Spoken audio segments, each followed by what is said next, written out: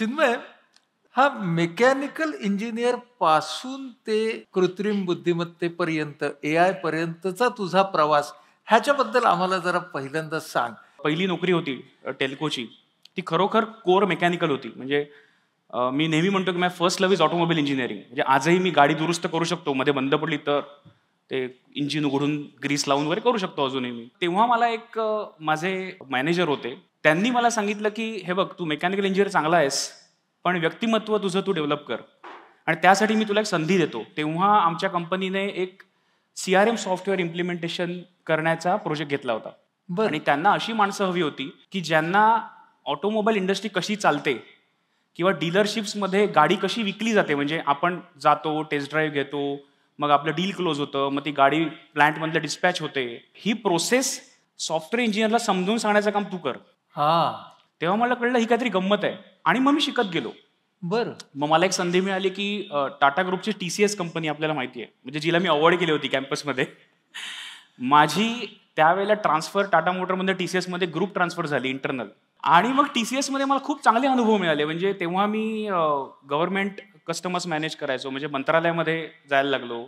मुंबई महापालिका माझे कस्टमर होते. मला माझगाव डॉक बरोबर काम करायची संधी मिळाली त्यावेळेला. म्हणजे तेव्हा आपण आत्ताच्या ज्या न्यूक्लिअर सबमरीन्स आहेत त्या तेव्हा माझगाव डॉकमध्ये बनायच्या. माहिती नव्हतं काय, कारण it's very secret project, right. पण काहीतरी होतं एवढं मला माहिती होतं आणि त्या अनुभवातनं मी शिकत गेलो आणि मला एक कळलं की दर 3 ते 4 वर्षांनी काहीतरी नवीन शिकल्याशिवाय पर्याय नाही. आणि मी माझा जो प्रवास आहे, म्हणजे TCS मधनं मी मग SAS नावाची डेटा अनालिटिक्सची कंपनी आहे, स्टॅटिस्टिकल फोरकास्टिंग करतात, तिकडनं मी SAP मध्ये गेलो, IBM मध्ये गेलो, मायक्रोसॉफ्ट, गुगल, हे सगळे जे माझे चेंजेस झाले ते काहीतरी नवीन या एकाच गोष्टीसाठी झाले. काहीतरी नवीन असं करत करत पहिल्यांदा तू डेटा सायन्सकडे आलास ना. येस. आता मला सांग की डेटा म्हणजे काय, म्हणजे त्याचं महत्व काय, आणि हे विज्ञान किंवा डेटा सायन्स म्हणजे काय? डेटा हा आपण फार असा कॅज्युअली वर्ड वापरतो, पण तसं नाही आहे. पहिली पातळी आहे इन्फॉर्मेशन, म्हणजे फक्त माहिती. दुसरी पातळी ती डेटाची आहे. डेटा म्हणजे काय? माहिती एका जागी आपण जर अरेंज केली नीट, म्हणजे अनालिस करण्याच्या साठीची प्रक्रिया, की म्हणजे माझ्याकडे आता माहिती असेल की मुलांची उंची ही एक माहिती आहे. म्हणजे मला समजा शाळेतल्या मुलांचे कोष्टक बनवायचं आहे की यांची उंची किती, 7वी 8वीतल्या मुलांची उंची किती असते आणि ती मुलं काय खातात. हे 2 वेगळे माहिती आहेत. जेव्हा मी ते 2 माहितीची कोष्टकं जमा करतो आणि न्यूट्रिशनल काहीतरी शोधतो की ह्या मुलाने त्याच्या वाढत्या वयामध्ये हे खाल्ल्यामुळे उंची वाढली, तेव्हा तो डेटा होतो. म्हणजे माहितीची वर्गवारी करणं, माहितीचं पृथक्करण करणं, संस्कार करणं त्या माहिती, तेव्हा डेटा होतो तो. तेव्हा डेटा होतो. हे आपण जनरली समजून नाही घेत. आपण कुठल्याही टेबलला किंवा कुठल्याही आपण डेटा हा असा एक शब्द वापरून मोकळे होतो. त्याच्या पुढची पातळी इज इंटेलिजन्स. बरं, म्हणजे काय? इंटेलिजन्स म्हणजे त्या डेटामधनं तुम्हाला काय दिसतंय. म्हणजे त्याचे 3 प्रकार आहेत. एक असतं सुपरवाइज लर्निंग, ते आपण समजून घेऊ. दुसरं असतं अनसुपरवाइज लर्निंग आणि तिसरं असतं रिइन्फोर्समेंट लर्निंग. ह्या 3 संकल्पना इंटेलिजन्स आहेत आणि मी समजून सांगतो सिंपल. अनसुपरवाइज लर्निंग म्हणजे काय, की तुम्ही माहिती देता, डेटा देता माणसाला किंवा मशीनला आणि सांगता ह्याच्यातनं तुझं तू काय ते समजून घे. ह्याच्यात काही स्पेशल पॅटर्न आहेत का किंवा हे काही वस्तू एकदा सगळ्या दिसत आहेत का. म्हणजे मी समजा एक फळांची टोपली एखाद्या मुलाला किंवा मुलीला दिली शाळेतल्या आणि म्हटलं चल ह्याचं वर्गीकरण कर, तर तो मुलगा किंवा मुलगी काय करेल, तो लाल फळं एकत्र करेल किंवा सफरचंद एकत्र करेल किंवा भाज्या वेगळ्या काढेल आणि फळभाज्या वेगळ्या काढेल. ते अनसुपरवाइज लर्निंग आहे. त्याचा तो शिकला की काहीतरी मी त्या माहितीचं पृथक्करण केलं. म्हणजे माहिती दिली जाते आणि पृथक्करण करण्याचं स्वातंत्र्य त्या विद्यार्थ्याला असतं. त्याचे नियमही आपण त्याला सांगत नाही. तू नियम समज, तुला योग्य वाटेल तसं. पण त्यातही शिक्षण आहे. त्याच्यातही शिक्षण आहे. अनसुपरवाइज लर्निंग हे झालं. सुपरवाइज लर्निंग म्हणजे काय, जे आपण शाळेत मुलांना शिकवतो. मी या फळांचंच उदाहरण घेतो. मी त्यांना फळांची टोपली देईन आणि सांगेन हे असं आहे ना, हे सफरचंद आहे, हे असं आहे, हा पेरू आहे, हे आहे केळं आहे. आता पुढच्या वेळेला मी तुम्हाला फळांची टोपली देईन तेव्हा तुम्हाला सफरचंद वेगळी काढायची आहेत, केळी वेगळी काढायची आहेत आणि पेरू वेगळे काढायचे आहेत. हे मी त्यांना सांगतो, असंच कर. ते आपले स्टँडर्ड प्रोग्रॅमिंग अल्गोरिदम आपण जे म्हणतो, म्हणजे कम्प्युटरला फक्त 0 किंवा 1ची भाषा कळते ती ही, की मी त्याला जे समजावतो तेच तो करतो. बरोबर. आणि तिसरं रिइन्फोर्समेंट लर्निंग. रिइन्फोर्समेंट लर्निंग म्हणजे काय, की एखादी माहिती मला आता हे फळांच्या टोपलीचं उदाहरण घेऊ. आपल्या मानवी बुद्धिमत्ता कशी चालते. मानवी बुद्धिमत्तेमध्ये फळांची टोपली त्या मुलाला दिली आणि त्याने बरोबर त्यातलं काही शोधलं की मी त्याला चॉकलेट देणार. हा. अरे वा, तू छान काम केलंस. मग तो मुलगा किंवा मुलगी अजून उत्साहाने काम करेल. हेच आपण सॉफ्टवेअर प्रोग्रामिंगला करतो, त्याला म्हणतात रिइन्फोर्समेंट लर्निंग. बरं. आणि आत्ताचं जे AI आहे, जे चॅट जीपीटी वगैरे आपण करतो, गप्पा मारतो, ते रिइन्फोर्समेंट लर्निंग आहे. बरं. ज्याला आपण फीडबॅक देतो की एखादं उत्तर आलं की असं नाही असं कर, मग तो नवीन उत्तर आपल्याकडे जनरेट करतो. मग आपण त्याला थम्सअप किंवा थम्स डाऊन देतो. पाहिलं असेल ना chat GPT thumbs up thumbs down असतात. ते काय असतं? Reinforcement learning. म्हणजे ते चॉकलेट असतं, डिजिटल चॉकलेट असतं ते. डिजिटल चॉकलेट असतं ते. हा. आणि त्याच्यामधून मग ते लर्निंग पुढे पुढे जातं. जातं. बरं. आणि हे सगळं म्हणजे डेटा सायन्स, ह्याचा विज्ञानाला काय काय फायदा झाला पुढे जाण्यासाठी? खरं म्हणजे डेटा सायन्स हा शब्द गेल्या 20 वर्षात आलाय. हा. पण मानवाला माहीत असलेलं पहिलं डेटा सायन्स किती वर्ष जुनं असेल? साधारण अंदाज बरं, एक 15, 20, 25 हजार, जवळ आलाय 22,000 वर्ष. 22,000. आणि त्याचं एक उदाहरण सांगतो. काँगो नावाचा देश आहे. हा. तिथे शास्त्रज्ञांना एका गुहेमध्ये एक माकडाचं हाड सापडलं. त्याला इशांगो बोन म्हणून म्हणतात. तुम्ही गुगल सर्च करा इशांगो बोन. त्या माकडाच्या हाडावर त्या आदिमानवाने खुणा केल्यात. आपण स्टॅटिस्टिक्समध्ये कशा करतो आज? 1, 2, 3, 4 आडवी 5. हा. अशा प्रकारच्या काही खुणा, काही ग्रुपच्या खुणा मानवाने त्याच्यावर दगडाने त्या बोनवर केलेल्या आहेत. म्हणजे त्यांना त्यावेळेला काहीतरी मोजायची गरज लागली असावी. मग त्यांनी पाळलेल्या मेंढ्या असतील किंवा त्यांनी लावलेलं रोप असेल, शेतीची नुकती सुरुवात होती 22,000 वर्षापूर्वी. पण जेव्हा हे डेटा सायन्स पुढे पुढे पुढे पुढे येत गेलं, तेव्हा 3 शाखा, डेटा सायन्सच्या 3 शाखा आहेत. म्हणजे डेटा सायन्स कसं बनतं? गणित, मॅथमॅटिक्स, सांख्यिकी म्हणजे स्टॅटिस्टिक्स आणि संगणन, कम्प्युटर इंजिनिअरिंग. या 3 शाखा जेव्हा एकत्र येतात तेव्हा डेटा सायन्स बनतं. ओके. पण मानवाच्या इतिहासामध्ये या तिन्ही शाखा एकत्र आत्ता यायला लागल्या. कारण संगणन हा प्रकारच नव्हता. मॅथमॅटिक्स होतं, म्हणजे भास्कराचार्यांपासून आपल्याकडे परंपरा आहे. त्यांनी सुद्धा पृथ्वीचा परीघ काढला होता. किंवा इजिप्तमध्ये 2200 वर्षापूर्वी इरास्तोथोमसने सुद्धा ते सूर्याची सावली बघून पृथ्वीचं साधारण परीघ काय असेल हे काढलं होतं. त्रिकोणमिती, ट्रिग्नॉमेट्रीचा आपण जो उपयोग केला तो. ते सगळी गृहीतकं सर्वांना, म्हणजे आपण शास्त्रीय कसोटी ज्याला म्हणतो, 9वीत 8वी 9वी शिकवतात की शास्त्रीय पद्धत काय, की तुम्ही केलेला प्रयोग मी कसा मापून पाहायचा. म्हणजे त्याने जर 50 काठ्या लावल्या तर मी 50 काठ्याच लावायच्या का? मला कसं ते करता येईल. मग ह्याला सोपं उदाहरण काय होतं की कम्प्युटर प्रोग्रामिंग.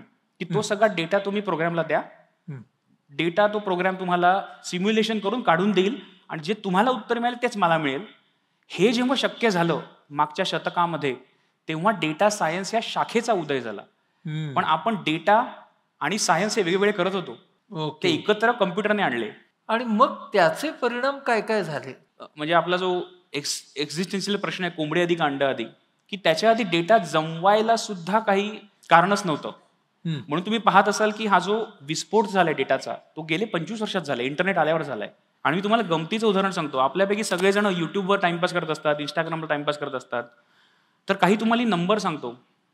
युट्यूबवर मिनिटाला, एका मिनिटाला 500 तासाचं कंटेंट अपलोड होतं जगभरात. 24 तास. दिवसाला 30,000 तासाचं कंटेंट युट्यूबला लोक अपलोड करतात. तुम्ही, मी, सगळेजण बसलेले. 30,000. इंस्टाग्राममध्ये दिवसाला 50 कोटी स्टोरीज अपलोड होतात. 50 कोटी स्टोरीज अपलोड होतात. इंस्टाग्राम वापरणारी माणसं आज जगामध्ये साधारण 250 कोटी आहेत महिन्याला. आपली लोकसंख्या 700 कोटी आहे. गुगल मॅप, आपण बरेच जण इथे आला असेल, मॅप लावला असेल गुगलचा. मिनिटाला 5.5 लाख लोक गुगल मॅपवर पडीक असतात, कुठे ना कुठे रस्ता शोधत. हे मी का सांगतोय? हे आल्यामुळे डेटा सायन्सचा जास्त प्रस्थ झालं. कारण आता मला त्या डेटाचा वापर करता येतोय. मी अमेझॉनला जाऊन काहीतरी सर्च केलं की पुढचे 15 दिवस अमेझॉन मला हे घेच म्हणून 15 काहीतरी पाठवत बसतं. बरोबर आहे ना? किंवा मी युट्यूबला काही पाहिलं, म्हणजे त्याच्यावर आता म्हणजे निवडणुकीच्या वेळेला खूप त्याच्यावर म्हणजे होतं की तुमचं समाजमन सुद्धा डेटा ठरवत आहे. म्हणजे मी एखादा जर व्हिडिओ पाहिला एखाद्या पक्षाचा, तर पुढचे 15 दिवस मला त्याच पक्षाचे तसेच व्हिडिओ दिसणार. मग माझं मन आणि माझं समाजमन ते बनवतंय. हा परिणाम मोठा झालाय की डेटा इतका झालाय की आपण समाज मनावर परिणाम करू शकतो. आणि दुसरं, डेटा सायन्सचे काही विधायक उपयोग पण आहेत. म्हणजे आपण मेडिकल क्षेत्रामध्ये घेऊया. म्हणजे आता तुमच्यासमोर बोलणं मला आता हे वाटतंय, पण अल्झायमर डिसीज तुम्हाला माहिती आहे, एकदा अल्झायमर डिमेन्शिया झाला की तो रिव्हर्सिबल नाहीये. पण लंडनच्या क्वीन्स मेरी युनिव्हर्सिटीने असं एक सॉफ्टवेअर AI मध्ये बनवलंय की त्यांनी जवळजवळ 9 वर्ष आधी तुम्ही ब्रेन स्कॅन करून fMRI करून सांगू शकता की या मनुष्याला 9 वर्षांनी अल्झायमर का डिमेन्शिया व्हायचा चान्स आहे. तुम्ही कृपया आत्ताच ब्रेन न्यूरो सर्जनकडे जा किंवा चांगले त्याच्यावर उपचार घ्या, चांगले औषधं घ्या, प्रोटीन डाएट खा, जे काय असेल ते. किंवा आपल्या कॅन्सर रिसर्चमध्ये याचा उपयोग होतोय. म्हणजे MIT आपण अमेरिकेत माहिती आहे आपल्याला, त्यांचं मिराई AI नावाचं मॉडेल आहे.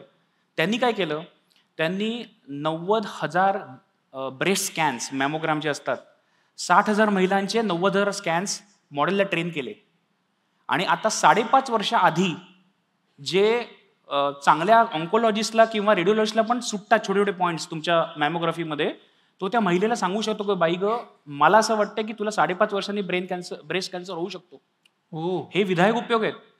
म्हणजे जिथे आपण खरोखर डेटा सायन्सचा उपयोग चांगल्या गोष्टीसाठी करू शकतो. म्हणजे AI तर पुढेच राहिलं, इथे तो फक्त नंबर क्रंचिंग करताय आणि AI त्यांना फक्त एक ठोकताळ्या देत आहे की असं असू शकेल, पहा बरं. आता ना एक मशीन लर्निंग नावाचा शब्द आहे, तो काय आहे, कसा निर्माण झाला? मशीन लर्निंग हा शब्द काढला प्रोफेसर ॲलन ट्युरिंग. मग त्यांचा मला वाटतं इमिटेशन गेम नावाचा चित्रपट बऱ्याच लोकांनी पाहिला असेल. ॲलन ट्युरिंग यांनी 1950च्या दशकामध्ये ही टर्म कॉइन केली की माणूस आणि मशीन यांना जर मी एकच डेटा दिला आणि दोघांनी जर मला उत्तर दिलं आणि मी ब्लाइंड टेस्ट घेतली, जी ब्लाइंड टेस्ट असते की कोणी दिलं मला माहिती नाही, हे मशीनने दिलंय का मानवाने दिलंय, आणि उत्तर पाहायचं आणि सांगायचं मशीन आहे का मानव आहे. ती त्याला म्हणतात ट्युरिंग टेस्ट. काय म्हणतात? Turing test. बरं. ट्युरिंग टेस्टचा अर्थ काय की जेव्हा मशीन मानवासारखं 100% काम करू शकतं, मानवी क्षमतेच्या पलीकडे जाऊन काम करू शकतं. हे त्यांनी 1950ला ही कन्सेप्ट मांडली. बरं. मग काय झालं, 1956च्या उन्हाळ्यामध्ये अमेरिकेमध्ये डार्टमाउथ नावाचं कॉलेज आहे, तिथे प्रोफेसर क्लॉडे शॅनॉन, मार्विन मिन्स्की हे सगळे त्यावेळचे दादा लोक जमले कम्प्युटर सायन्स मधले, आणि त्यांनी खरं चला चिंतन शिबिर घेऊया. तेव्हापासून चिंतन शिबिराची परंपरा आहे. त्यांनी 6-7 आठवडे चिंतन शिबिर घेतलं आणि शेवटी त्यांनी असं जाहीर केलं की कम्प्युटर सायन्समध्ये मशीन लर्निंग नावाची ब्रांच आज आम्ही सेटअप करतोय. तर मशीन लर्निंग हा शब्द 1956ला जाहीर झाला. म्हणजे त्या क्षेत्रामध्ये लोकांना माहिती होतं असं होईल वगैरे वगैरे वगैरे. आणि मग त्याच्यानंतर त्यांनी म्हटलं आता हे आपण करूया, याच्यावर संशोधन करूया. पण गंमत अशी झाली की 1956 आणि 60च्या काळामध्ये कम्प्युटर सुद्धा काही मोजक्या विद्यापीठांमध्ये होते आणि लष्कराकडे होते. हे कम्प्युटर काय आपल्या घराघरात लॅपटॉप असं काही नव्हतं. मग त्याला जो डेटा लागतो, परत आपण डेटा सायन्सकडे जाऊ, की मला जर मशीन लर्निंगला हे जे अनसुपरवाइज, सुपरवाइज किंवा रिइन्फोर्समेंट जे कन्सेप्ट तेव्हापासून होते, असं जर मला ट्रेन करायचंय तर मी डेटा कुठनं आणणार? तो डेटा नव्हताच. म्हणजे किती मी ती मॅन्युअल्स टाईप करून त्याच्या पंचकार्ड बनवणार. जसं आज मला जसं 500 तासाचे व्हिडिओ खूप मोठा डेटा आहे. मी जर मार्केटर असेल तर काही इंस्टाग्राम जर मला स्क्रेप करायचं झालं तर लोक कशी जगतात, मला 50 कोटी स्टोरी, खूप मोठा डेटा, तेव्हा नव्हताच हे सगळं. आणि कम्प्युटिंग पॉवर, ही कम्प्युटिंग पॉवर कुठं आणायची? म्हणजे जगभरामध्ये तेव्हा असतील एक 25-30 कम्प्युटर्स लष्कर आणि मोठ्या विद्यापीठांकडे. त्याच्यामुळे एक AI विंटर नावाचा प्रकार आला, ज्याला AI विंटर आज म्हणतात. याचा अर्थ काय की साधारण 1970 ते 1990 या क्षेत्रामध्ये काहीच झालं नाही. विंटर म्हणजे AI विंटर, हिवाळा, AI हिवाळा. याचं कारण काय? असं नाही की माणसं संशोधन करत नव्हती की याच्यामध्ये काय नवीन होत होतं, पण ते टेस्ट कसं करणार, कुठे करणार आणि कोण पैसे देणार त्यासाठी?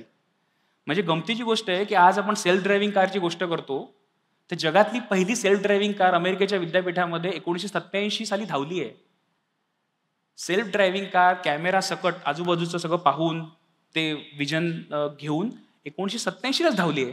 पण अजूनही सेल्फ ड्रायव्हिंग कार रस्त्यावर दिसत नाही आपल्याला. अमेरिकेतले काही जर सोडल्या जागा जिथे ती गुगलची गाडी आहे, वायमो किंवा आता टेस्ला चालते, कारण ह्याच्यासाठी असलेला डेटा, इन्व्हेस्टमेंट्स आणि काहीच नव्हतं. मग गंमत झाली इंटरनेटची. 1994ला वगैरे इंटरनेट आलं, आणि इंटरनेट आल्यापासून आपण ज्याला इन्फ्लेक्शन पॉईंट म्हणतो की अचानक तुम्हाला एक अलिबाबाची गुहा उघडी झाली की आता मी डेटा जमवू शकतो. आणि इंटरनेटच्या आधीच्या काळामध्ये ना असे प्रायव्हसी वगैरे कन्सेप्ट नव्हते, डेटा प्रायव्हसी. लोक जाऊन इंटरनेटचा कुठलाही डेटा डाउनलोड करून मॉडेल ट्रेन करायची. आज ते झालं इन्फॉर्म कन्सेंट वगैरे, की माझा डेटा मी तुम्हाला वापरायला परवानगी देतो, किंवा ते कुकीजचं येतं ना प्रत्येक वेबसाईटला, ऍक्सेप्ट कुकीज किंवा डिक्लाइन कुकीज. जेव्हा तुम्ही नवीन वेबसाईट पाहता तेव्हा काही नव्हतं तेव्हा. तेव्हा जेव्हा जशी जशी लोक माहितीच्या अंतर्जालात जायला लागली तसा डेटा मिळायला लागला आणि नवीन नवीन नवीन नवीन मॉडेल्स बनायला लागली. हे चाललं साधारण 2010-12 पर्यंत. 2010-12 वाला अजून एक मोठी क्रांती झाली या क्षेत्रामध्ये, ज्याला आपण डीप न्यूरल नेटवर्क असं म्हणतो. म्हणजे जसा आपला मेंदू शिकतो की म्हणजे उदाहरणार्थ तुम्हाला माहिती आहे, पण लोकांसाठी सांगतो, आता हा फोन आहे, मोबाईल फोन माझ्या हातामध्ये. जेव्हा मी डोळ्याने हा मोबाईल फोन बघतो तेव्हा माझ्या मेंदूमध्ये हा मोबाईल फोन आहे असं नाही डायरेक्ट चित्र निर्माण होत. बरीचशी आपल्यामध्ये न्यूरल नेटवर्क सर्किट्स असतात. म्हणजे एक सर्किट असतं काहीतरी आहे, दुसरं सर्किट म्हणतं आयताकृती वस्तू आहे, तिसरं सर्किट म्हणतं काहीतरी हे इलेक्ट्रॉनिक वस्तू दिसते मला, चौथं सर्किट म्हणतं अरे असा बहुतेक आयफोन असतो किंवा फोन असतो, मग म्हणतो अरे ॲपलचा लोगो आहे, आयफोन आहे. हे आपल्या मेंदूमध्ये बऱ्याचशा पातळ्यांमध्ये होतं. हे आपल्याला करता आलं 2012 साली. 2012 साली जेफ्री हिंटन नावाचे खूप मोठे प्रोफेसर आहेत, त्यांना आता नोबेल प्राइज वगैरे ते आता मिळालं त्यांना. तर त्यांनी आणि त्यांच्या विद्यार्थ्यांनी टोरंटो विद्यापीठामध्ये एक ॲलेक्सनेट नावाचं सॉफ्टवेअर बनवलं, जिथे लोकांना त्यांनी सांगितलं की तुम्ही तुमच्या इमेजेस द्या, तुमचे फोटो द्या. तेव्हा पण प्रायव्हसी वॉज व्हेरी, म्हणजे बाल्यावस्थेत होतं, तुम्ही फोटो अपलोड करा. आणि त्यांनी मॉडेलला असं ट्रेन केलं की हा माणूस आहे, ही मांजर आहे, ही गाडी आहे, हे काहीतरी डोंगर आहे, हे त्यांनी ट्रेन केलं. आणि त्यांनी अशी मल्टिपल नेटवर्क वापरली AI मध्ये आणि तो प्रोग्राम त्यांनी केला. तिकडनं दुसरा इन्फ्लेक्शन पॉईंट आला. आणि हेच तत्व आज ChatGPT मध्ये पण वापरलं जातं. हेच तत्व आज सगळ्या AI मॉडेलला वापरलं जातं की डीप न्यूरल नेटवर्क्स, की मी मानवी मेंदू जसा विचार करतो तसं स्टेप बाय स्टेप ट्रेनिंग करून मी शिकवीन मॉडेलला. एकदम त्याला मी असं हे घे आणि बघ असं नाही करणार. ओके. मग आता AI ची नेमकी व्याख्या काय करायची? कृत्रिम बुद्धिमत्ता कशाला म्हणायचं? कृत्रिम बुद्धिमत्ता अशाला म्हणू शकतो जे मानवाला मिमिक करेल. ओके. म्हणजे एखादी इन्फॉर्मेशन मी मानवाला दिली आणि मानव जसा विचार करून त्याचा उत्तर देईल, तशी उत्तर, म्हणजे ट्युरिंग टेस्टला परत आपण जाऊया, की जर मानवाच्या क्षमतांच्या जवळ येऊन त्याने मला उत्तर दिलं तर ते AI झालं, म्हणजे कृत्रिम बुद्धिमत्ता. कारण तो मानव नाहीये, पण तो मानवासारखा विचार करायला लागलाय, म्हणून कृत्रिम बुद्धिमत्ता. ओके. म्हणजे मानव सदृश विचार, पण तो अमानवी विचार, बरोबर, त्याला आपण कृत्रिम बुद्धिमत्ता असं म्हणतो. बरं, मग आता हे क्षेत्र कसं कसं प्रगत होत गेलं? आपल्या सर्वांना ChatGPT माहिती आहे, पण एक लक्षात ठेवा, चालतं कशावर? ChatGPT एक ऍप्लिकेशन आहे जे आपल्या मोबाईलमध्ये आहे, लॅपटॉपवर आहे, पण त्याच्या 6 पातळ्या आहेत. बरं. एक आहे हार्डवेअर, जे GPU आपण म्हणतो, ग्राफिक प्रोसेसिंग युनिट. म्हणजे आपल्या कम्प्युटरमध्ये जे चिप्स असतात, CPU, त्याच्यावर AI नाही चालत. आजचं AI तुम्हाला स्पेशली चिप्स लागतात. तर ते हार्डवेअर बनवणाऱ्या स्पेसिफिक कंपन्या आहेत. म्हणजे हे जे चिप वॉर जे चालली आहेत, म्हणजे तैवानचं जे, चायनाला तैवान कशाला हवंय? कारण सगळं चिप डिझायनिंगचं मॅन्युफॅक्चरिंग तिकडेच होतं तैवानमध्ये. तर चिप बनवणाऱ्या काही हँडफुल कंपन्या जगात आहेत. ती एक पातळी झाली. दुसरी पातळी झाली हायपर स्केलरची. म्हणजे ह्या ज्या चिप्स बनतात त्याने आपल्याला क्लाउडवर सर्व्हर फार्म बनवायला लागतात. म्हणजे जर मला हजारो लाखो लोकांचा डेटा क्रंच करायचा असेल तर मला एका GPU ने नाही चालणार. मला अशी GPUची शेतं लागतात, सर्व्हर फार्म म्हणतात त्याला. आणि तेवढी इन्व्हेस्टमेंट करायची पात्रता जगातल्या परत 5 ते 6 कंपन्यांमध्येच आहे. मग त्याच्यामध्ये मायक्रोसॉफ्ट असेल, गुगल असेल, Amazon असेल, किंवा अलिबाबा चायनाची जी कंपनी असेल, तर त्यांच्याकडे हे सगळे अधिकार आहेत की ते लाखो GPU घेऊन त्याचे एक क्लाउड फॉर्म बनवतात. बरं. तिसरी पातळी आहे की ह्याच्यावर एक LLM म्हणजे फाउंडेशनल मॉडेल. आता ChatGPT ज्यावर चालतं त्याचं फाउंडेशनल मॉडेल आहे GPT-4. GPT-4 मॉडेल हे इतकं पॉवरफुल आहे, म्हणजे मी लोकांना नेहमी सांगतो सोप्या शब्दामध्ये, की GPT-4ला एवढी इन्फॉर्मेशन आपण दिलेली आहे की ती जर तुम्ही आणि मी वाचायला बसलो 3000 वर्ष लागतील. 3000 वर्ष तुम्ही जागेवरनं उठू शकणार नाही. एवढी इन्फॉर्मेशन GPT-4 कडे आपण दिलेली आहे. बरं. आणि एवढी इन्फॉर्मेशन ट्रेन करायला मला परत ते हजारो लाखो GPU लागतात. म्हणजे मला करोडो म्हणजे अब्जावधी रुपये खर्च करूनच मला मॉडेल बनवता येतं. म्हणून परत तिथे पण काही मुठभर कंपन्यांची मक्तेदारी आहे. फेसबुक असेल, OpenAI असेल, किंवा क्लाउड असेल, हे असे मिस्ट्राल, ह्या 4-5 कंपन्यांकडेच आहे, कारण खूप पैसे लागतात. त्याच्या पुढची पातळी येते MLOps. म्हणजे माझ्याकडे भरपूर मॉडेल्स आहेत, ती वापरायची कशी? तर त्याच्यासाठी एक डेव्हलपर्सना एक प्लॅटफॉर्म द्यायचा, ते MLOps. इकडनं आपली भूमिका चालू होते भारताची. बरं. MLOps, त्याच्यानंतर ॲप्लिकेशन्स आणि सर्व्हिसेस, ह्या ज्या 3 पातळ्या आहेत तिथे भारतीय इंजिनियर खूप पुढे आहेत. अजूनही बेसिकमध्ये आपण नाही आहोत, कारण याला खूप पैसे लागतात. हो. म्हणजे इंडिया AI मिशन आत्ता चालू केलंय सरकारने. म्हणजे तुम्ही रोज वाचत असाल की त्यांच्या बिड्स उघडल्या, टेंडर उघडली, 4 कंपन्या क्वालिफाय झाल्या वगैरे, वगैरे. तर भारत सरकार हे प्रयत्न खूप चांगला करतंय की ह्याच्यावर मुठभर परकीय कंपन्यांची मक्तेदारी का? मला भारतासाठी एखादं फाउंडेशनल मॉडेल बनवता येईल का भारतीय भाषांमध्ये? आणि मग ते बनवायला कुठल्या छोट्या स्टार्टअपचं काम नाही येते, कारण खूप पैसे लागतात. मग गव्हर्नमेंट ऑफ इंडिया काय म्हणते, भारत सरकार, की आम्ही एक 10,000 GPUचा सर्व्हर फार्म बनवणार भारत AI मिशनमध्ये. आणि तो चॅरिटी ऑर्गनायझेशन असतील, तुम्हाला जर काही चांगलं करायचं असेल देशासाठी AIने, तर तुम्हाला अल्प दरात किंवा फ्री देऊ. स्टार्टअप्स असतील त्यांना सुद्धा अल्प दरात देऊ. आणि तुम्हाला जर फुल पैशाने घ्यायचं तरी देऊ. तर हे सगळं जे आहे ना, ही पातळी अजून आपण पोचायची म्हणजे वेळ आहे आपल्याला. एक बरं. 2-3 वर्षात पोहोचू तिकडे आपण. सध्या तरी आपण जे AIचं संशोधन म्हणतोय ना, ते ॲप्लिकेशन्स, सर्व्हिसेस आणि MLOps या 3 पातळ्यावर जास्त होतंय, कारण त्याच्यात एंट्री बॅरियर काहीच नाहीये. म्हणजे मी काय करणार, मला समजा उद्या AIची कंपनी काढायची आणि मला नवीन एक ॲप्लिकेशन बनवायचं आहे. जसं आता suno.ai नावाचं एक ॲप्लिकेशन आहे. ते पण गाणी बनवतं. म्हणजे तुम्ही फक्त सांगायचं की मला वेद अलिबागची थीम द्यायची आणि सांगायचं की मला एक मराठीमध्ये गाणं बनवून दे. तो 2 मिनिटात गाणं बनवतो. suno.ai तुम्ही ट्राय करू शकता. खूप सोपं सॉफ्टवेअर आहे. ऑफकोर्स सावनी प्रसादच्या क्रिएटिव्हिटीच्या लेव्हलचं नाही येते, पण काम चालू आहे. म्हणजे मला जर पटकन गाणं बनवायचं आहे आणि माझ्या बायकोला इम्प्रेस करायचं आहे वाढदिवशी, तर मी करू शकतो. तर तसे पण आणि हे करण्यासाठी खर्च जास्त येत नाही. मला कंपनी काढायला काय लागतं, एक लॅपटॉप लागतो, इंटरनेट कनेक्शन लागतं आणि एक $20 $30 पैसे लागतात. म्हणून भारतीय इंजिनियर ह्याच्यात फार पुढे आहेत, की मी AIचा वापर करून नवीन नवीन काय ॲप्लिकेशन्स बनवू शकतो. आणि त्याच्यात संशोधन हल्ली जास्त होतंय. अच्छा. आणि म्हणून मी सर्वांना नेहमी म्हणतो, की AIचं जेव्हा मला लोकं विचारतात, की आम्ही इंजिनियर नाही, आम्ही वकील आहोत किंवा आम्ही डॉक्टर आहोत, आम्ही काय करायचं? आम्हाला AI कसं येणार? मी त्यांना नेहमी विचारतो, तुम्हाला AI यायचं म्हणजे AI बनवायचं नाहीये तुम्हाला. तुम्हाला कोडिंग नाही करायचंय. तुम्हाला एवढंच माहिती पाहिजे, की AIचं कुठलं ॲप्लिकेशन माझं काम सोपं करेल. बरं, म्हणजे मग आता तू आम्हाला त्याच्याबद्दलच सांग, की जगण्याच्या वेगवेगळ्या एरियाजमध्ये याची ॲप्लिकेशन्स काय आहेत? काही उदाहरणं? खूप चांगला प्रश्न आहे आणि ह्याच्यामधलं सर्वात मोठं ॲप्लिकेशन आहे ते शिक्षणात. आणि हे प्रयोग मी माझ्या घरी करतोय. माझ्या मुली आल्या तिकडे. चांगला गुरु लाभणं हे खूप भाग्य लागतं. सर्वांना मिळतो असं नाही. आणि दुर्दैवाने भारतामध्ये कसं होतं, की आपल्या लोकसंख्येमुळे एका वर्गामध्ये 60-70 मुलं असतात. मग शिक्षकांना वाटलं तरी त्यांच्याकडे लक्ष देता येत नाही. मग AIचा वापर करून आपण प्रत्येक विद्यार्थ्याला त्याचा पर्सनल गुरु 0 पैशामध्ये देऊ शकतो. हा अतिशय चांगला विधायक उपयोग आहे. हं. तुम्हाला सगळे जे कन्सेप्ट असतात, तुम्हाला प्रोबॅबिलिटी समजून घ्यायची आहे किंवा तुम्हाला डिफरन्शियल इक्वेशन समजून घ्यायची आहेत आणि तुम्हाला वर्गामध्ये शिक्षकांनी समजवलं नाही समजलं, तर तुम्ही त्याला एक चांगला प्रॉम्प्ट देऊ शकता, की तू माझा शिक्षक आहेस. मला सरळ तू उत्तर देऊ नकोस, सॉक्रेटिक स्टाईल ऑफ लर्निंग ज्याला आपण म्हणतो.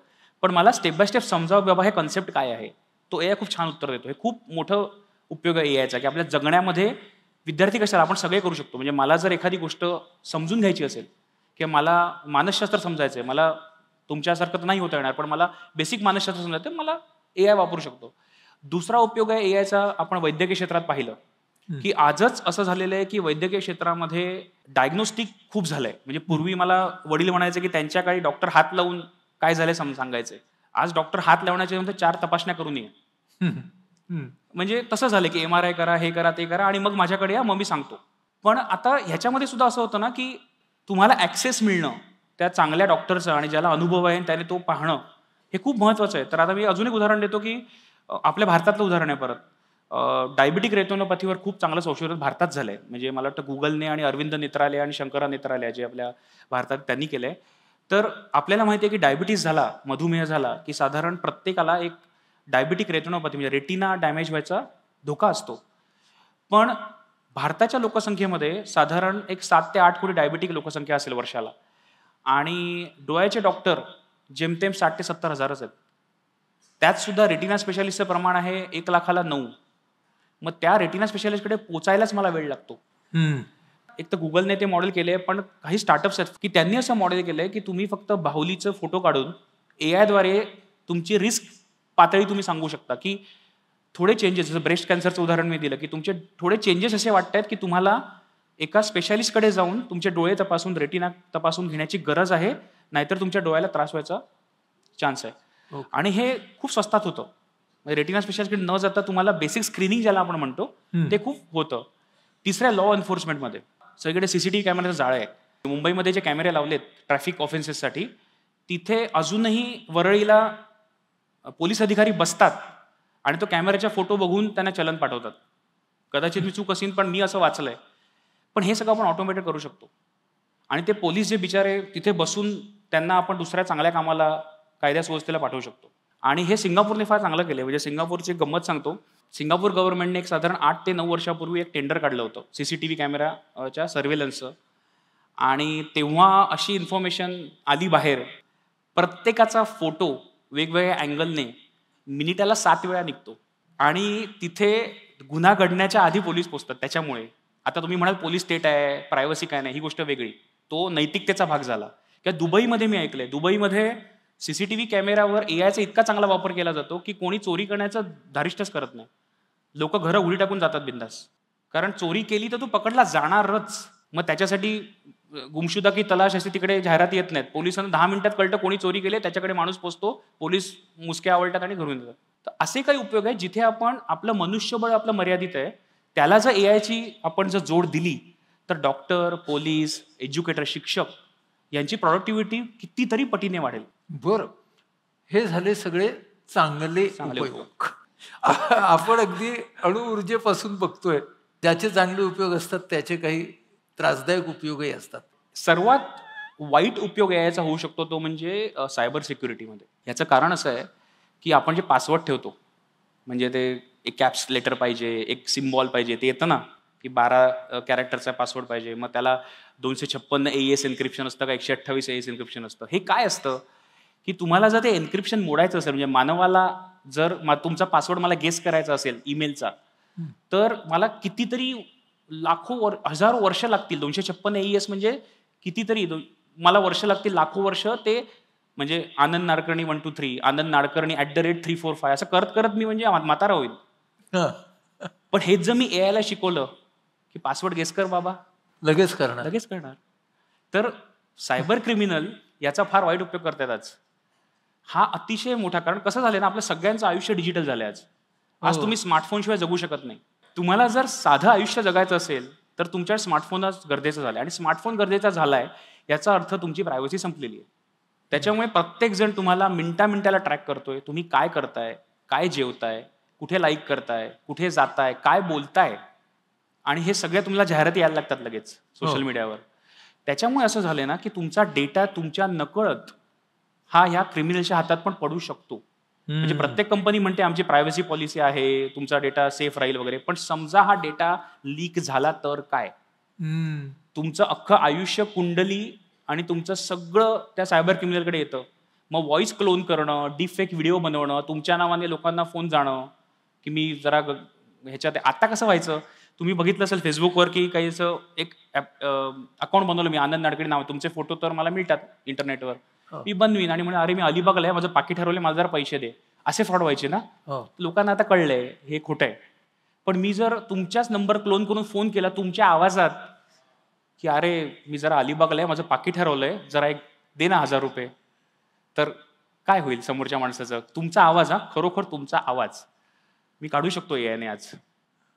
हे अतिशय म्हणजे म्हणतात की उलटा विचार करून एआयचे उलटे उपयोग बरेच आहेत. म्हणजे हे सगळे जे धोके आहेत त्याच्यामध्ये आपल्याला काय दिसतंय की क्रिएटिव्हिटी किंवा कल्पकता हा आत्तापर्यंत मानवी मेंदूचा एक खास भाग राहिलेला आहे. तर त्या मानवी मेंदूच्या कल्पकतेलाच हे आव्हान नाहीये का? आहे हे आणि नाही आहे. मी का म्हणतो की ज्या मंडेन गोष्टी आहेत, जसं मी म्हणालो की गाणं बनवणं किंवा कविता लिहिणं किंवा निबंध लिहिणं, पुस्तक लिहिणं, हे ज्याला आपण सर्जनशीलता म्हणायचो, त्या बेसिक गोष्टी आज एआय करतं. पण त्याच्यातली जी क्वालिटी आहे ती क्वालिटी अजूनही मानवी वेगळी आहे. म्हणजे मेंदू आपला कसा शिकतो? 4 पातळ्याने शिकतो. ग्रहण, त्याच्यानंतर स्मरण, त्याच्यानंतर विवेक आणि चौथं शिक्षण. हे 4 मेंदूच्या लर्निंगच्या पातळ्या आहेत. ग्रहण, माहिती घेणं, स्मरण, माझ्या मेंदूत ठेवणं, विवेक, डिस्क्रिमिनेट, कुठे काय वापरायचं, विवेक, आणि चौथं शिक्षण, की मी विवेकाने जेव्हा वागतो तेव्हा माझ्या मेंदूमध्ये शिक्षण येतं की पुढच्या वेळेला असं वागायचं. या सगळ्या पातळ्यामध्ये विवेकाची जी पातळी आहे ना ती अजून AI कडे नाहीये. तिथे गंमत आहे. त्याच्यामुळे सर्जनशीलता जी आपण म्हणतो ना तिथे विवेक जास्त काम करतो, की कुठे काय बोलायचं आणि कुठे काय बोलू नये आणि कुठे काय वापरायचं, किंवा इमोशन्स. आता त्याच्यामध्ये गमतीचं उदाहरण आहे, एक आय रोबोट नावाचा चित्रपट आला होता. विल स्मिथ त्याच्यामध्ये ऍक्टर आहे तो अवेलेबल. त्याच्यामध्ये त्या विल स्मिथचा आणि एका छोट्या मुलीचा ऍक्सिडेंट होतो आणि एक रोबो त्यांना वाचवायला येतो. 2035 मध्ये घडणारी ती एक फिक्शनल हॉलिवूड मूवी आहे. आणि त्या रोबोचं असं दाखवलंय की तो बघतो दोघांकडे, दोघांचा ऍक्सिडेंट झालाय, अपघात झालाय, दोघेही म्हणजे असे मदतीसाठी विव्हळत आहेत. वाचवायचं कोणाला? रोबो एकाच माणसाला वाचवू शकतो, एवढी त्याची पात्रता आहे. तर त्याचा अल्गोरिदम काय सांगतो की विल स्मिथ मोठा माणूस आहे, वाचायची शक्यता 42%. ती एक छोटी मुलगी आहे, तिचे वाचायची शक्यता 11% आहे. तो त्या मुलीला सोडून देतो आणि याला वाचवतो. डेटा वाचायची शक्यता कोणाची जास्त आहे? मोठ्या माणसाची. आणि त्या चित्रपटात असं दाखवलंय की म्हणजे त्या अख्ख्या चित्रपटामध्ये त्या विल स्मिथला म्हणजे त्या पात्राला त्याच्यामुळे नाईटमेअर्स येतात की माझ्यामुळे ती मुलगी मेली कारण मी त्या रोबोच्या हातात दिलं डिसिजन. हा फरक आहे यंत्राच्या बुद्धिमत्तेमध्ये, सर्जनशीलतेमध्ये किंवा विवेकामध्ये. त्याच्यामुळे क्रिएटिव्हिटी कुठे जाईल असं मला वाटत नाही. उलट क्रिएटिव्हिटीला तुम्हाला जास्त धुमारे फुटेल. आणि उदाहरण देतो, आज मला जर माझ्या मनातली गोष्ट चित्राद्वारे तुम्हाला सांगायची आहे किंवा मला एखादी कविता लिहायची आहे तर मी नाहीये कवी. आयुष्य माझं गाड्यांची इंजिनं खोलण्यात गेलं आणि AI शिकवण्यात गेलं, तर मला काय कविता येणार? किंवा चित्र मी नाही काढू शकत. पण जर मला काय हवंय हे जर मी चांगला प्रॉम्प्ट लिहू शकलो की AI ला मी सांगू शकलो इंग्लिशमध्ये किंवा मराठीमध्ये, तर माझ्या मनातल्या भावना AI व्यक्त करतं. अच्छा. तो मोडके दुडके होईना माझी कविता लिहितो किंवा चित्र बनवतो किंवा व्हिडिओज बनवायला लागले आता AI. तर माझ्या मते सर्जनशीलता ही फक्त चित्र काढणं ह्याच्यात नाहीये, ते चित्र कसं असावं ह्याची जो विचार प्रक्रिया आहे ना ती सर्जनशीलता आहे. ती विचार प्रक्रिया तुम्हाला AI मध्ये आजही करायला लागते. म्हणजे नुसतंच असं मी गेलो तर चित्र काढ असं होत नाही. मला ते चित्र कसं हवे, चित्रकाराची बुद्धी मला आज टायपिंग करून ज्याला आपण प्रॉम्प्ट म्हणतो तो द्यावा लागतो. तो दिल्याशिवाय AI तुमचं चित्रही काढू शकत नाही. त्याच्यामुळे मला वाटतं सर्जनशीलतेची व्याख्या आपण लिहिलेलं गाणं किंवा दिसणारं चित्र हेच न ठेवता त्याच्या मागची विचार प्रक्रिया असं जर केलं तर AI हे वरदान आहे असं मला वाटतं. म्हणजे आपण योग्य विचार प्रक्रिया वापरून ती जर त्याला शिकवली तरच तो ते तर बनवतो. त्याचं प्रॉडक्ट किंवा त्याचं आउटपुट हा कल्पनारम्य किंवा कल्पनेने जास्त छान निघणार आहे. हे नातं आहे. पण आता लोक असं म्हणतायत की माणसाच्या भावना सुद्धा फील करणारे कृत्रिम बुद्धिमत्ता येऊ घातली आहे. काय आहे ते? फील करणं हा जरा स्ट्रॉंग वर्ड झाला. बरं. आपण फील करण्यापेक्षा अंडरस्टँडिंग एवढा हा शब्द. अंडरस्टँडिंग. भावना कशा व्यक्त होतात? पंचेंद्रियांनी व्यक्त होतात. मी तुमच्याशी जेव्हा बोलतो तेव्हा माझे हात वारे, माझं हसणं, मी तुम्हाला स्पर्श केला किंवा बोलणं किंवा टोन्स, हे सगळं. सध्या तरी जे AI आहे ना ते फक्त भाषा वाचतं. भाषेतनं ज्या भावना येतात तेवढंच त्याला कळतं. बरं. आता व्हॉइस AI आलंय, म्हणजे लेटेस्ट गेल्या 6 महिन्यामध्ये व्हॉइस AI आहे. तुम्ही ChatGPTला व्हॉइसमध्ये बोलू शकता. तेव्हा तुमच्या इरिटेशनने किंवा तुमच्या लाऊड व्हॉइसने त्याला थोडं थोडं कळायला लागलं की हा माणूस कंटाळलाय किंवा माणूस रागावलाय किंवा माणसाला बरं वाटतंय. परंतु अजूनही पंचेंद्रियांची दृष्टी AI ला आली नाहीये. त्याच्यामुळे भावना फील करणं हा जरा पुढचा टप्पा आहे. म्हणजे AIच्या पातळ्या अशा असतात ना की नॅरो AI आणि वीक AI. ही आत्ता आपली पातळी आहे. नॅरो AI, वीक AI म्हणजे काय की एखाद्या गोष्टीसाठी बनवलेलं AI तेच करतं. म्हणजे मी जर त्या AI ला कविता लिही शिकवलं तर ती सेम AI प्रोग्राम चित्र नाही काढत. पण आज पहिलीपासनं प्रत्येक मुलाला चित्रकला पण विषय आहे, ते मूल कविता पण शिकतं, ते मूल भाषा पण लिहितं, गणितही करतं. तर हा जो बहुआयामी प्रकार आहे ना तो अजून AI कडे नाहीये. तो जेव्हा येईल तो म्हणजे हॉलिवूड मूवीचा ट्रेलर असेल की AGI म्हणतात त्याला, आर्टिफिशियल जनरल इंटेलिजन्स, AGI. बरं. जेव्हा AGI ला आपण पोहोचू तेव्हा कदाचित यंत्र स्वतःचं पुनरुत्पादन करतील, माणसाला म्हणतील की तुझं मी ऐकणार नाही असं म्हणतात. आता तिथपर्यंत आपलं पोचायला किती वर्ष लागतील माहिती नाही आपल्याला. पण जोपर्यंत मानव हा ऑर्गॅनिझम आहे, असं माझं स्पष्ट मत आहे की आपण ऑर्गॅनिझम आहोत. आपण जेवतो त्याच्यातनं आपली जी प्रोडक्टिव्हिटी वाढते, राईट. AI ला मला अजूनही इलेक्ट्रिसिटी द्यावी लागते ना कॉम्प्युटरसाठी. म्हणून असं म्हणतात की 2 जॉब अजून 10 वर्षांनी खूप महत्वाचे असतील, म्हणजे सॉलिड महत्वाचे असतील. एक असेल प्रॉम्प्ट इंजिनिअरिंग, म्हणजे प्रॉम्प्ट कसे लिहायचे ते आजच महत्वाचे जॉब झालेत. आणि दुसरा जॉब नीट आहे का, किल स्विच इंजिनियर. बरं, म्हणजे काय असेल बरं हा जॉब? म्हणजे जेव्हा AI जगाला पादाक्रांत करायला निघेल आणि माणसाचं ऐकणार नाही, तेव्हा प्लग खेचून AI बंद करा.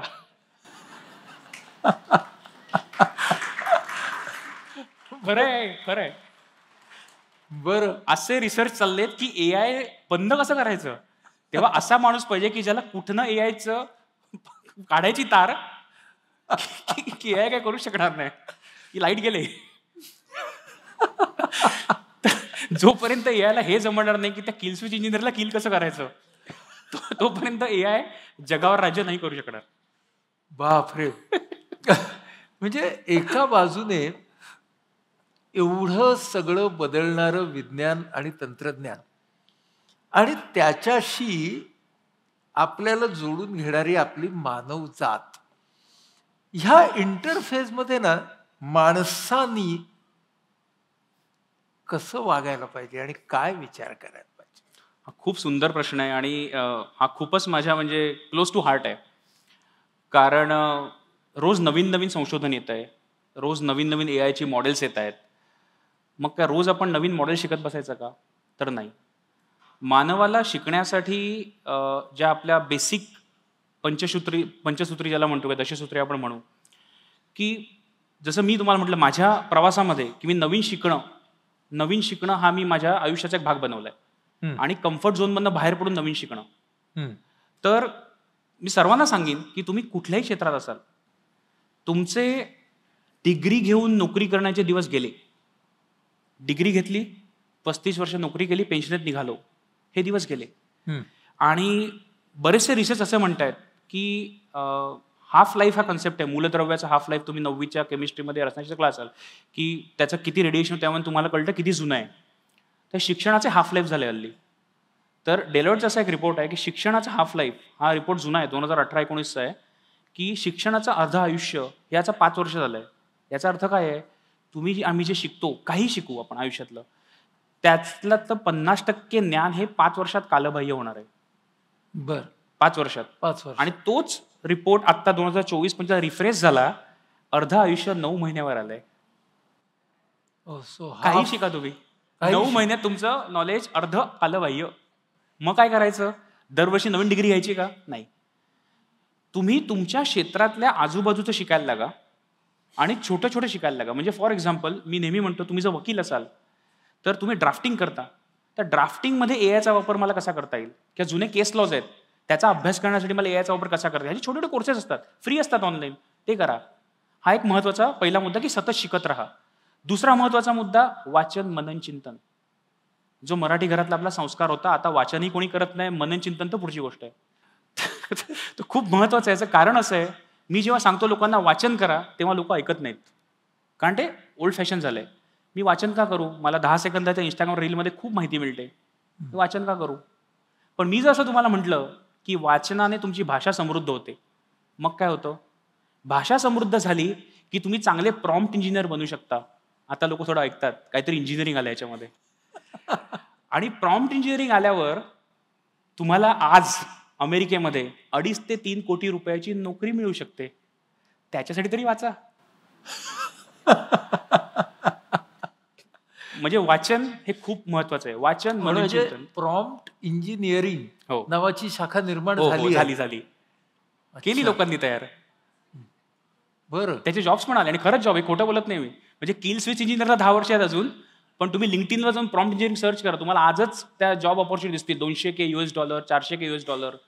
कारण त्या AI मध्ये गंमत अशी आहे ना, थोडंसं म्हणजे विषयांतर होईल, पण गंमत अशी, हे जे 3000 वर्षाचं नॉलेज आपण मी म्हणालो जे AIला दिलंय आपण, GPTला, त्याच्यामध्ये सगळंच आहे ना हो. त्याच्यामध्ये शेक्सपियरच्या कविता आहेत, शशी थरूरचे मीम्स आहेत, मराठी वायकेपीडियावरचे आर्टिकल्स आहेत. मग त्याच्यातनं नेमकं मला काय हवंय, तो मंत्र इज प्रॉम्प्ट. तो मंत्र म्हणजे प्रॉम्प्ट. मग तो प्रॉम्प्ट आपल्याला लिहिता आला पाहिजे, आणि ते प्रॉम्प्ट लिहिण्याचे स्पेशलाइज कोर्सेस झालेले आहेत. म्हणून, आणि ते कोर्सेस करण्याच्या आधी वाचनाची जर आपण सवय लावली, तर भाषेवर इतकं आपलं प्रभुत्व येतं की मला तुझ्याकडनं काय हवंय, संवाद, हे मानवाला पण सेम आहे, एआयला पण सेम आहे. हे दुसरं म्हणजे प्रभावी संवादासाठी वाचन, पण तो प्रभावी संवाद आता त्या कृत्रिम बुद्धिमत्तेशी बुद्धिमत्तेबरोबर करायचंय आपल्याला, म्हणून तुम्हाला ते करायचंय. तिसरं, प्रवास करून तुम्हाला अशा गोष्टी समजतात की ज्या तुम्हाला एखादी स्टार्टअप आयडिया पण देऊ शकतात. म्हणजे साधं उदाहरण देतो की महिंद्रा कंपनी आपली आता पब्लिक डोमेनमध्ये तुम्ही बघू शकता. त्यांनी एक असं AI मॉडेल बनवलंय शेतकऱ्यांसाठी, ऊसाच्या शेतकऱ्यांसाठी. म्हणजे शंकरराव कोल्हे अहमदनगरचे इन्स्टिट्यूट आहे, शुगर इन्स्टिट्यूट, त्यांच्याशी त्यांनी टायअप केलं. हे ऊस जो असतो ना, त्याला सर्वात जास्त भाव तेव्हाच मिळतो जेव्हा त्याला शुगर कंटेंट हे जास्तीत जास्त असतं. आणि हे बघण्याचे ठोकताळे ते काही शेतकऱ्यांना वर्षानुवर्ष अनुभवाने असतात. ऊस असा दिसतोय, असा कलर आहे, असाच शेप आहे, तर हा ऊस आज तोडणी करून बाजारात न्यायचा. महिंद्राने काय केलं, शंकरराव कोल्हे इन्स्टिट्यूटचा डेटा घेतला, त्यांनी ड्रोन फिरवले आणि ते ड्रोन बरोबर त्या शेतामध्ये सांगतात की त्या कोपऱ्यातले जे 4 दाणकी आहेत ना ऊसाची, ती कापून आज मार्केटमध्ये 33% जास्त भाव मिळेल. त्या वरनं ते जे काही फोटो निघतात, त्या ऊसाचा रंग, त्याची उंची, त्याचा आकार करून शेतकऱ्याला सांगतात की आज हाच ऊस काप, तुला पैसे मिळतील. म्हणजे ही छोटी कल्पना आहे. आता ही अशा कल्पना तुम्हाला प्रवासानेच मिळणार ना. पाण्याचे प्रश्न आहेत, खाण्याचे प्रश्न आहेत, इलेक्ट्रिसिटी किंवा सस्टेनेबल एनर्जीचे प्रश्न आहेत. तुम्हाला कळणार कसे? घरात बसून तर नाही कळणार. प्रवास करा. आणि चौथं, नेतृत्व गुण आणि कोलॅबोरेशन. म्हणजे लीडरशिप हा असा एक पॉइंट आहे की जो तुमचा AI कधीच रिप्लेस करू शकणार नाही. कारण शेवटी अकाउंटेबिलिटी येते. जसं मी म्हणालो की तुम्ही 90,000 ब्रेन स्कॅन्स करा AI ने अनालाइज, पण शेवटी त्या रुग्णावर उपचार काय करायचे हे तो न्यूरोसायन्स शिकलेला MD डॉक्टरच ठरवणार. दॅट इज लीडरशिप, की अकाउंटेबिलिटी. सो तुम्ही अकाउंटेबिलिटी घ्यायला शिकलात जगामध्ये आणि लीडरशिपची क्वालिटी मुलांमध्ये किंवा आपल्या स्वतःमध्ये वाढवलीत की मी करतो, मी शिकीन, मी तुमचं नेतृत्व करतो, तर त्याच्यामधनं आपल्याला AIच्या युगासाठी तयार व्हायला खूप चान्स होईल. आणि एक स्टॅटिस्टिक्स सांगतो. वर्ल्ड इकॉनॉमिक फोरम डावोसमध्ये आता चालू आहे, आपले मुख्यमंत्री वगैरे गेले. त्यांनी एक फ्युचर ऑफ वर्क नावाचा रिपोर्ट पब्लिश केला. दरवर्षी करतात ते. तर त्यांनी एक स्टॅटिस्टिक्स सांगितलंय, 2030 पर्यंत साधारण 9.5 कोटी जॉब्स AI ने प्रभावित होणार आहेत. म्हणजे निगेटिव्हली प्रभावित होणार आहेत. म्हणजे आज मी जो जॉब करायचो उद्या नाहीच आहे, किंवा तो जॉब असा बदललाय की मी जर AI शिकलो नाही तर मला त्या जॉबमधून काढून टाकतील. आणि त्याच रिपोर्टमध्ये लिहिलंय की परंतु 17.5 कोटी नवीन जॉब्स पण निर्माण होणार आहेत AI मुळे. आणि जगाच्या GDP मध्ये साधारण 1.5 ते 2% वाढ फक्त AI करेल. बरं. पण कोणासाठी? हे जे 17 कोटी आणि 9 कोटी मधला जो डिफरन्स आहे, 8 कोटी जॉब्स, त्यांच्यासाठी. आणि ही लोक कोण आहेत?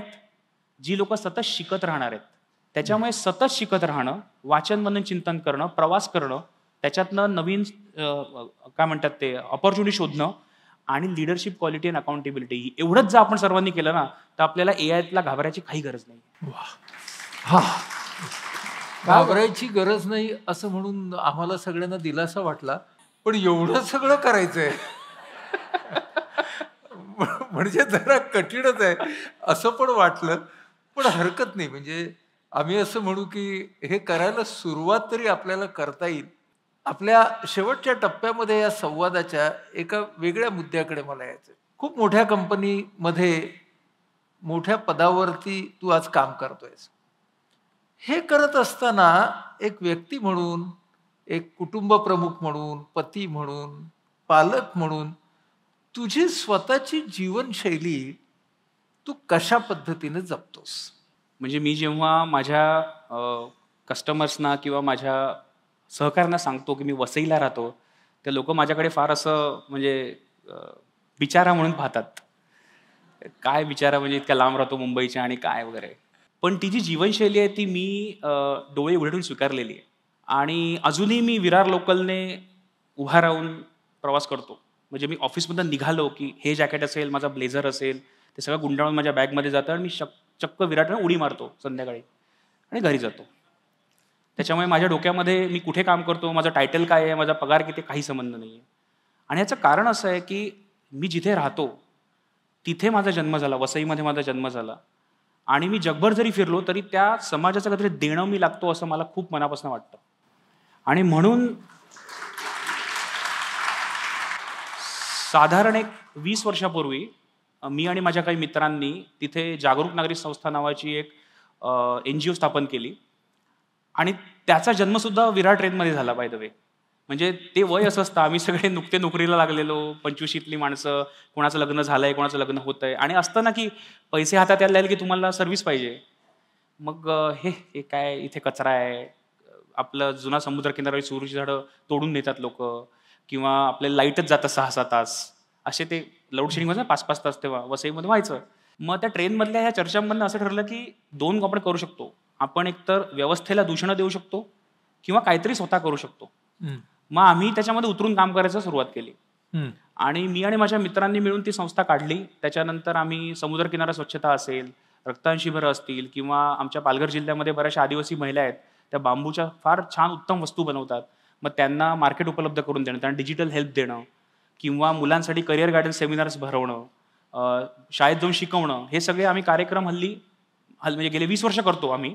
आणि त्याच्यामुळे मी ती जीवनशैली स्वीकारलेली आहे, हं. की सोमवार ते शुक्रवार मी एकदा घरी गेलो आणि माझं ते कवच कुंडलं काढली, की मी एक साधा वसईकर असतो, मराठी मध्यमवर्गीय मुलगा असतो आणि समाजासाठी काहीतरी काम जेवढं जमेल आपल्या तेवढं करतो. मला वाटतं हे खूपच महत्वाचं आहे, की एका बाजूने बौद्धिक दृष्टीनं, वैज्ञानिक दृष्टीनं अत्यंत आव्हानात्मक अशा क्षेत्रामध्ये काम करणं आणि त्याच वेळेला स्वतःचं, स्वतःबरोबरचं, समाजाबरोबरचं आणि भोवतालाबरोबरचं नातं जपण्याचा जाणीवपूर्वक प्रयत्न करणं. म्हणजे मुंबईसारख्या महानगराच्या अत्यंत खर्चिक भागामध्ये स्वतःच्या बळावरती घर घेण्याची क्षमता असतानाही माझ्या परिसराबरोबर, माझ्या पर्यावरणाबरोबर माझं नातं आहे, हे मला जाणवणं आणि त्याच वेळेला या एआयच्या माध्यमातून आजच्या जगाबरोबरचंच नाही, तर भविष्यातल्या जगाबरोबरचं माझं नातं मी एक्सप्लोअर करणं. सगळ्यात महत्त्वाचं काय असेल, तर तो विवेक आहे. ते डिस्क्रिमिनेशन आहे. कुठे लोकल, कुठे ग्लोबल, कुठे यंत्र, कुठे माणसाचं मन, कुठे सुविधा, कुठे नाती, कुठे विज्ञान, कुठे भावना. याचं डिस्क्रिमिनेशन, ह्याचा विवेक आम्हाला कळला, तर आम्हाला भविष्य, वर्तमान यांची सांगड घालता येणार आहे. तेव्हा हा अतिशय सुंदर संदेश शिक्षणाचा, लर्निंगचा तू आम्हाला आज सगळ्यांना दिलास.